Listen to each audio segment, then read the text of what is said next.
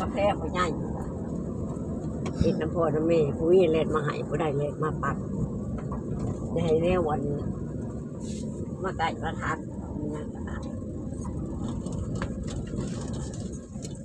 จับไว้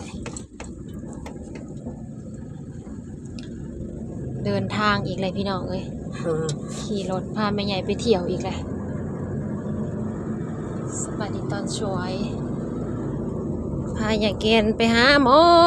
พี่น้องเอ้ยพาคนแค่กุ๊บไปหาหมอไปหาหมอไก่สิฮอดบรรดาลแล้วล่ะ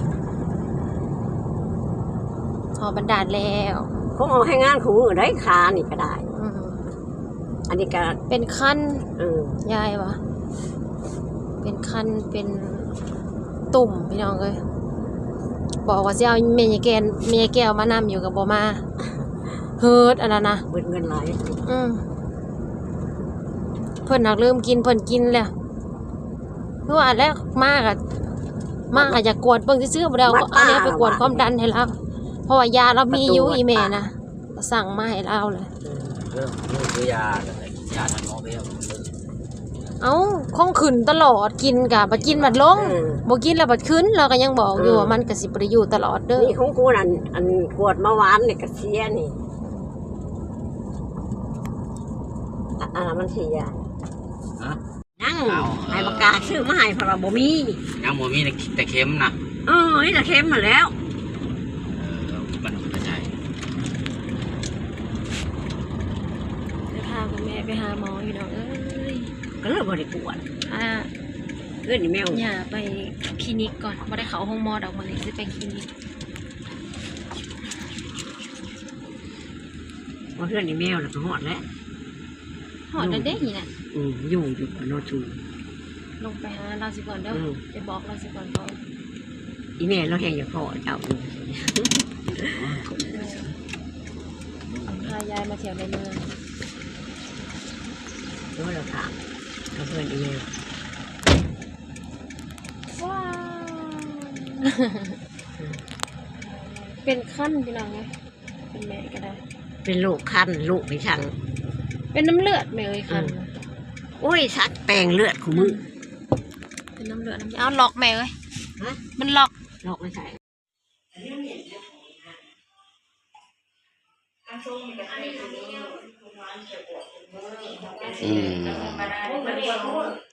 ต้องส่งกับว่าแต่ว่าวันมันเป็นยาประจำตัวเราบอกป้านี่ยาเบาหวานเขาแท้เขาแท้มันขึ้นแล้วเขากินยังไม่ทราบว่ากินกะทิแล้วเพราะว่าจะกินว่าหาแต่หัวมันขึ้นอยู่มหาแห้งว่ากันต้องแห้งต้องวันตัวจะกินได้มหาตายมันติดตามมันยาบ่ได้กับกินหนึ่งเขาปวด2 เทื่อมันอยู่ใน200แล้วมันกินมื้อละเม็ดยังไม่ทราบเขาพาเราไปหาหมอแต่มือเรา2คนเนาะแต่ตรงนี้เราจะบ่ได้มาเลยเนาะเป็นเดือน2 เดือนแหละ2 เดือนแหละตอนส่งในช่วงได้18เป็นบอกบ่กินส่งต้องกินทุกวันนี้ลงมาแหกตัวนี้แต่ว่าอันแรกเราจะกินให้หาซีไม่เมื่อยเราจะกินนะต้องส่งมากินให้หาให้ซีงามกว่าเก่าได้แล้วนะเราได้เถ่าเด้อเรางามกว่าเก่าอ้าวอุ้มไปอุ้มมายาบ่มีซ้ำพี่น้องเอ้ยเพิ่นบ่ได้อันซักไห้กันละจัดยากินไห้บักหลายหนึ่งเอ้าเพิ่นอยากเบิ่งจะเฮ็ดยังเนี่ยอยากเบิ่งกินเผ็ดกับน้องถ้าหลดว่าเราจ่อยจะว่าอ้วนอ้วนบ่เห็นแต่เฮิงแหละลงตลาดบ่เห็นเดี๋ยวเราบ่ได้ฮู้ได้เราบ่ได้ฮู้ว่าอีแม่บ่มีขาได้เจ้าแล้วโอ้ยบ่เห็นไปอยู่ใส่ไปใส่มีแต่มื้ออื่นมาซักเท่าได้ค่ายาน่ะ300,000โอเคเอายายเบิ่งน้ำลาวเด้อจะไปบ่แม่นให้กินเด้อยาทาเพิ่นก็เขียนยาทาอยู่เดี๋ยวเอาเปิดรถก่อนบ่ได้ล็อกใครแล้วดีใจได้เห็นโตดีใจถือเบื้องอยู่บ่ว่ากระเจนี่บ่ยังผัดคือเดี๋ยวหาก่อนประจันว่าสู้พังหลุด เอ็งสิไปอยู่วะเอ็งอยากไปหามัน ยาเรามีแต่ยาโตเข็มละ100แล้วเราบ่ซักให้ อยู่ดี เออ แม่นเลยเนาะใช่หรอวะ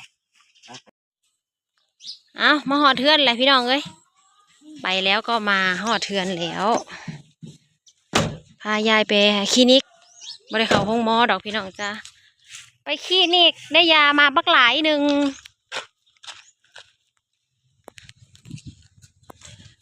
ความน้ำตาลกับบริมีดอกน้ำตาลปกติมีแต่ความดันขึ้นน้อย ความดันน่ะขึ้นเพิ่นก็เอายาลดความดันให้แน่ยาดีคันโอ้ยประตูก็ได้เขา2คนบ่ได้เงี้ยงครั้งหนึ่งพอย่างครั้งหนึ่งแม่ปื้อได้ซะอ้าวก็ได้ว่าเมื่อซีเขาอ้าวความดันขึ้นห้องเจ้าหมอวัดให้เราน้ำตาลน่ะบ่ได้ขึ้นแต่ความดันแล้วก็มียาดีคันมียังแหน่บ่หา100ก็บ่ได้เบิดหลายดอกนี่นะยาก็ได้แต่มันยังแหน่บักหลายหนึ่งคันอยากซักน่ะมื้ออื่นจังไปไหมหรือว่ามื้อแลงก็ได้แล้วว่ะ อ๋อเบื่อเช่าแล้ว กินก็ได้มื้อนี้ก็กองกินพูนอยู่นี่กินซะก่อนมื้ออื่นจังไป ความดันขึ้นอันนี้จะเป็นยาทาพี่น้องเอ้ยลองเบิ่งยาแต่ละมาบอกมานี่ก็สิบอกยานี่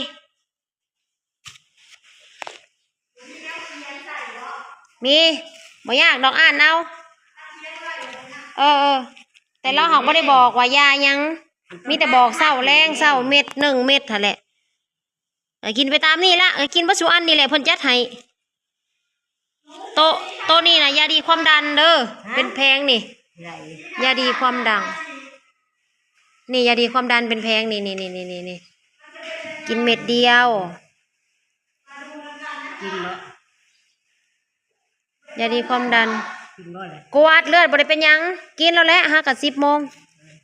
ตัวนี้เป็นวิตามินบัคโคโล1บักใหญ่1วิตามิน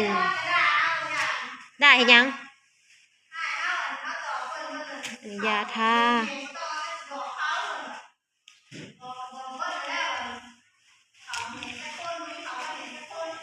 ว้าย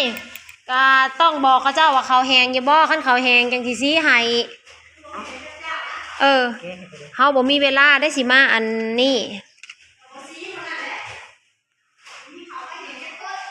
มาหอเทือนอะไรพี่น้องเอ้ยตอนนี้กันเอามาเบิ่งดูกินตอนเช้าเช้า1 เม็ดบอกให้แฟนมันอยู่คุ้มไปกินนกน้ำแต่กินกบไปกินนกน้ำแต่กินกบขอให้ลงใส่ปัดได้เต่าขึ้นมาบ้านโอ้ตาบ้านระเบิดต้องออกบ่ใส่ซ้ำซ้อนอยู่ที่บ้านนาเฮาคิดถึงจนว่าอยากกินข้าวคิดถึงจนว่าอยากกินข้าวอยู่บ้านนาเฮากระแสนเดียวเลยบ้านนาเฮาเงียบบ่เงาพอเจ้าจากนี้ไกลเพื่อนลงเอ๋ยเขาจะซอยบอกเกินในสาวเมาบ่ต้องข่าว